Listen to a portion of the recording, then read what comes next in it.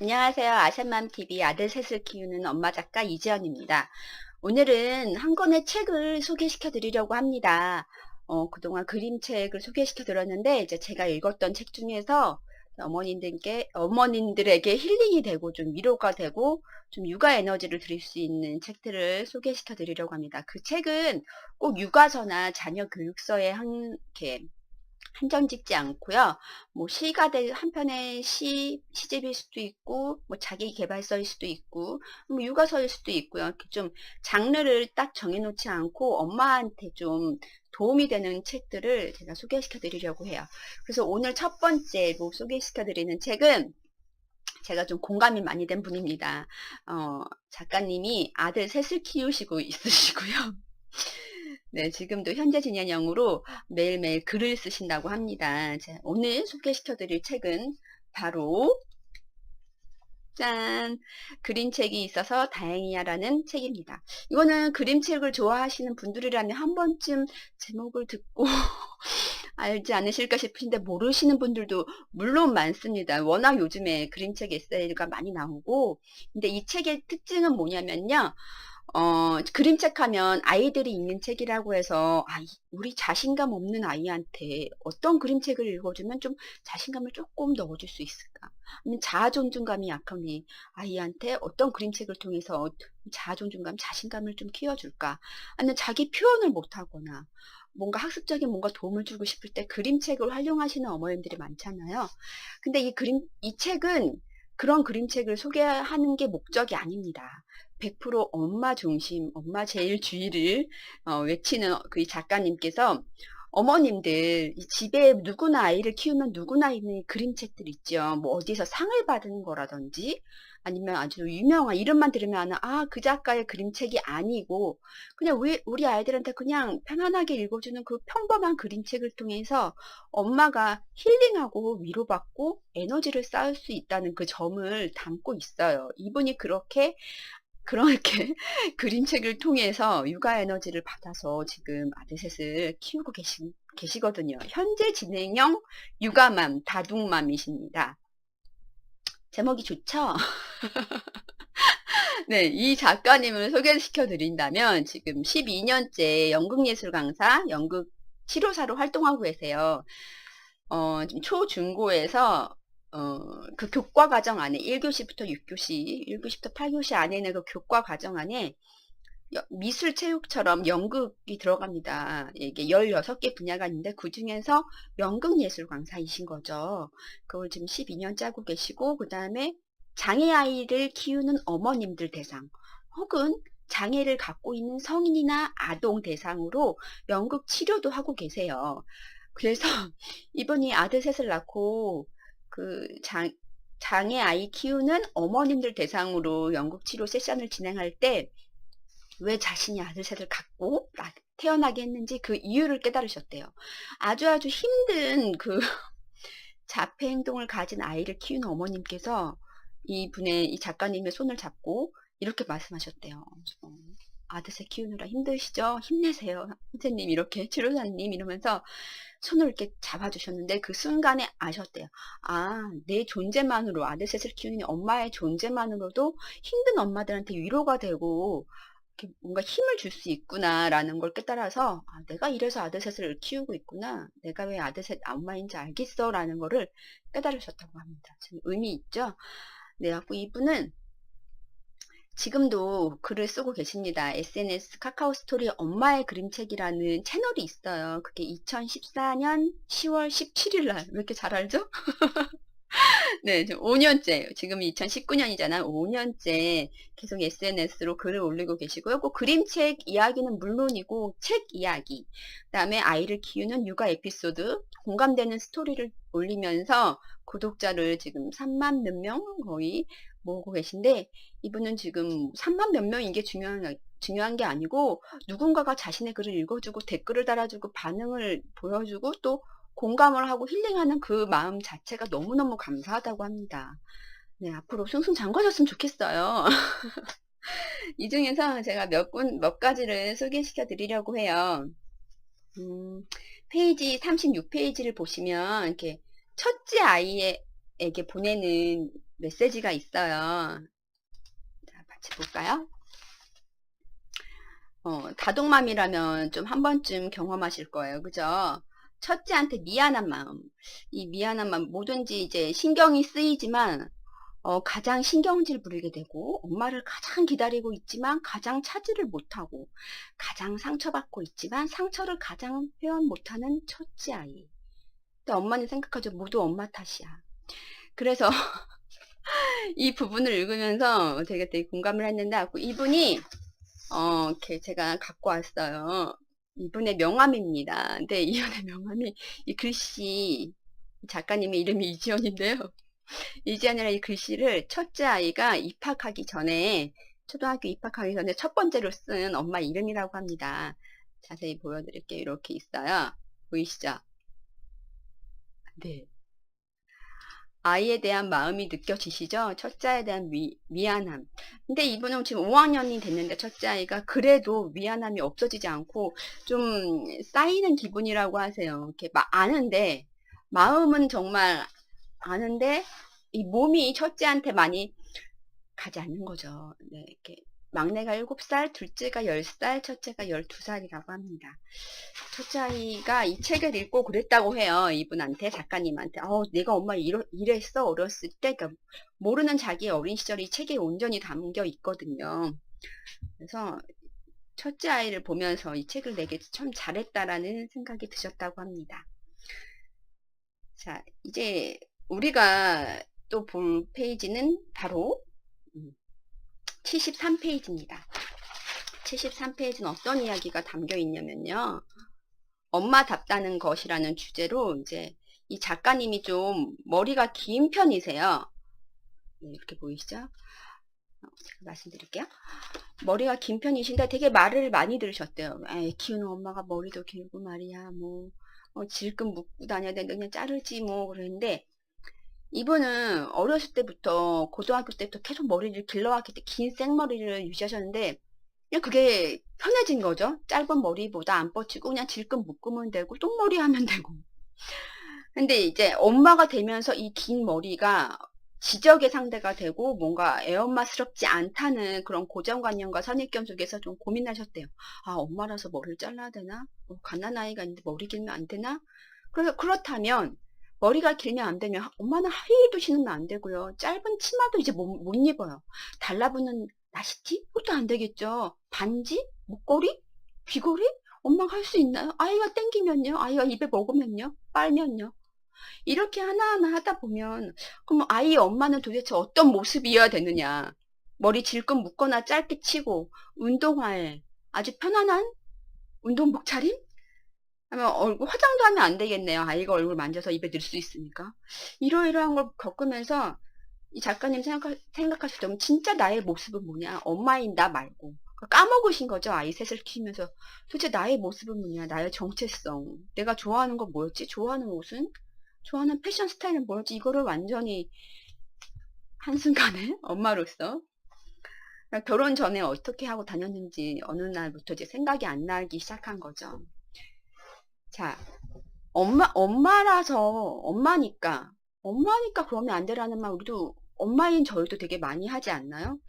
이걸 좀 반성해보는 계기가 되었으면 좋겠어요. 그 다음에 102페이지에는 이거입니다. 아셋맘. 아들 셋맘을 줄이면 아셋맘이죠. 이분이 아셋맘이라고 많이 불려요. 네. 사람들은 아무렇지 않게 말합니다. 엄마 중에 가장 불쌍한 엄마는 바로 아들만 있는 엄마. 사람들은 스치듯 말합니다. 엄마 중에 가장 외로울 엄마는 바로 아들만 있는 엄마라고. 사람들은 강조하면서 말합니다. 엄마 중에 가장 힘 없는 엄마는 바로 아들만 있는 엄마라고. 불쌍하고 외롭고 힘든 삶을 산다는 아들만. 그런 아들을 셋이나 키우고 있는 저는 처음 본 사람에게조차 참 안됐다라는 시선을 많이 받습니다. 항상 긍정적인 관심만 받으며 살아오지 않았지만 첫인상이 그렇게 좋은 편도 아니었지만 그래도 이토록 부정적인 시선을 한꺼번에 받아본 적도 없는지라 처음엔 참 당황스러웠습니다. 라는 말이 있어요. 네, 그렇죠. 이분이 가장 그게 최고조에 이른 게 아마 셋째를 임신했을 때 그 셋째가 만삭이었고, 첫째를 걸리고, 둘째를 유모차에 태우고, 길거리를 지나가거나 아니면 뭐 대중교통을 이용하거나 할 때가 가장 힘드셨고, 지금도 아직 치유되지 않은 상처로 된 그런 말들과 표정과 시선이 아직도 마음에 남아 있으시다고 합니다. 가장 많이 듣는 게 뭘까요? 아들셋 엄마가. 많은 분들이 한 번쯤 해보셨을걸요? 애국자네. 네. 애국하려고 애를 셋이나, 그것도 아들 셋이나 낳을까요?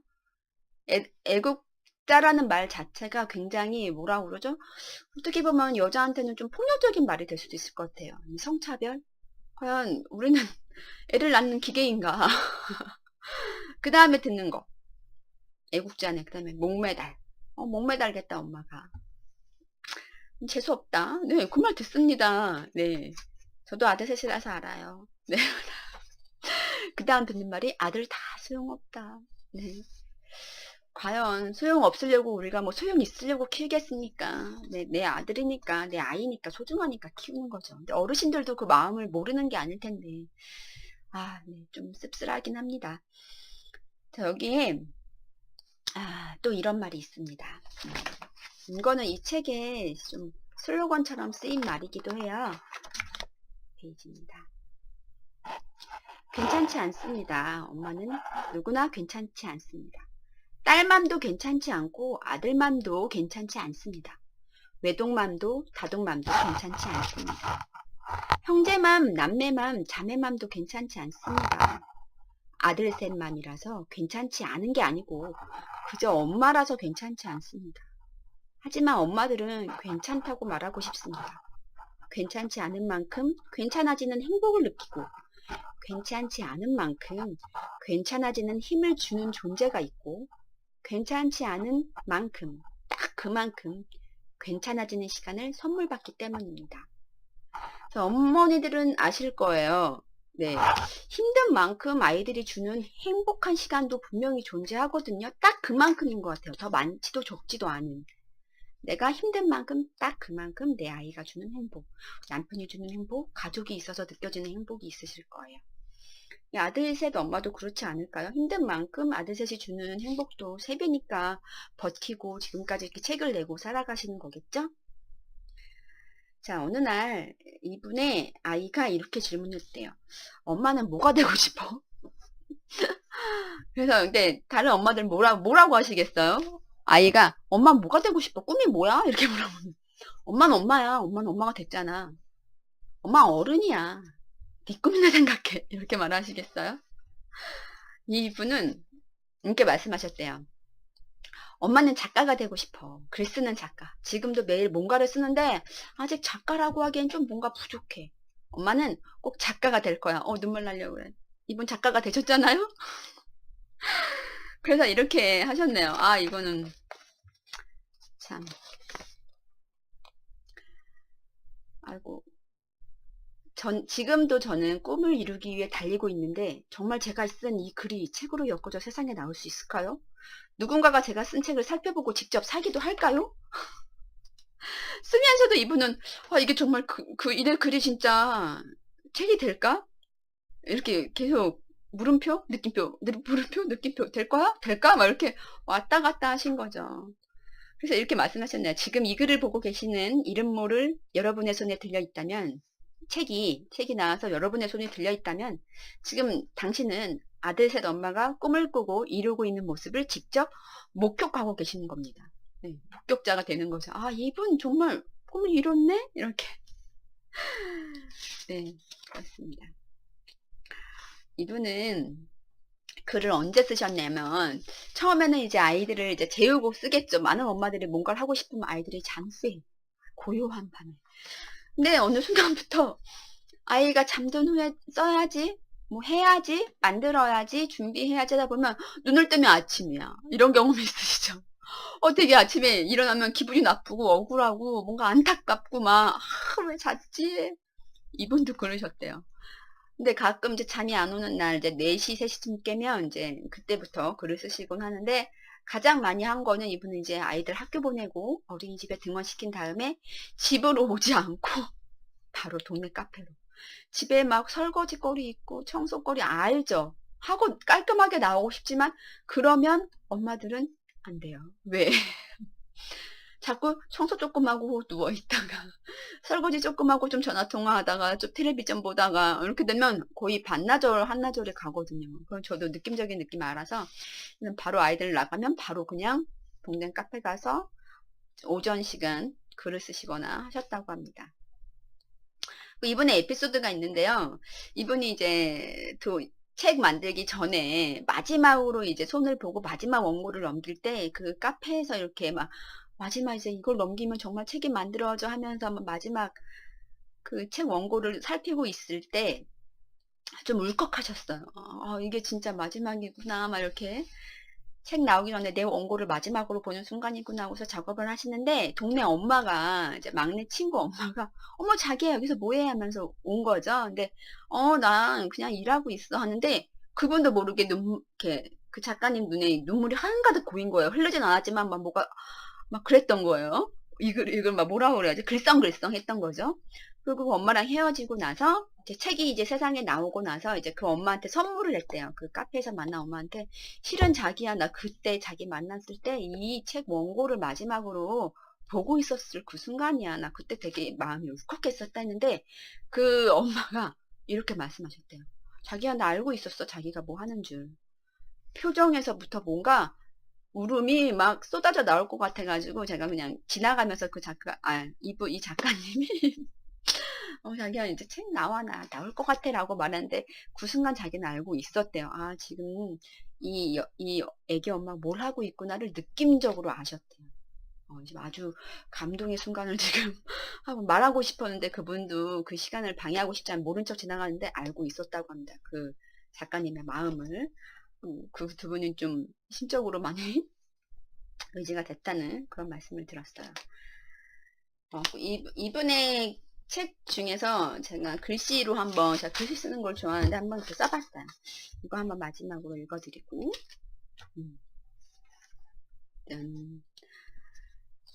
초점을 맞추고요. 압니다. 나를 위해 시간을 내어 책 한 장 넘기는 게 얼마나 힘든 일인지. 얇고 짧은 그림책이라고 할지라도 얼마나 큰 의지가 필요한지. 하지만 용기 내시길 바랍니다. 아들 셋을 키우는 저도 했으니까요.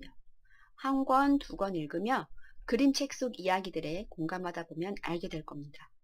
어느 순간부터 그림책이 나를 위로하며 다독이고 있다는 것을요.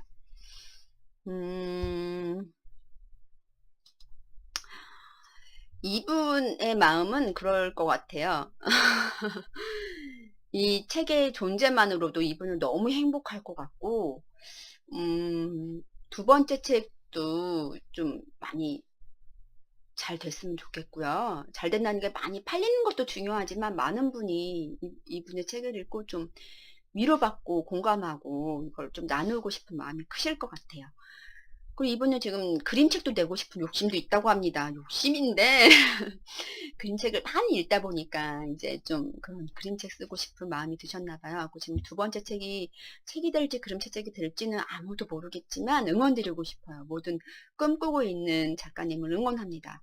그다음에 아들 셋을 키우면서 계속 꾸준히 매일매일 그림책을 읽고 에피소드랑 같이 버무려서 올리고 있는 것도 응원하고 책을 읽는 것도 응원하고 다양한 강의하시는 거 선생님 대상 강의든 아이들 대상 강의든 엄마들 대상 강의든 꾸준히 하시면서 그거를 통해서 또 육아 에너지를 얻는 혼자만의 그런 노하우를 많은 분들하고 나누셨으면 좋겠고 지금 예술교육을 하시면서 아이들한테 직접적으로 강사로서 연구 선생님으로서 하는 것도 있지만 이분이 지금 요즘에 교사 대상으로 연수를 많이 진행하시거든요. 직무 연수. 아이들한테 이렇게 그림책으로 수업할 수 있어요. 이렇게 연극 수업할 수 있어요. 그림책을 가지고 연극 수업을 할 수 있고 연극 기법을 통해서 그림책 수업도 할 수 있어요. 이거를 뭐 그러니까 특수학교 가서 강의도 하시고 초중고 가리지 않고 지금 많이 하시려고 노력해요. 왜냐하면 요즘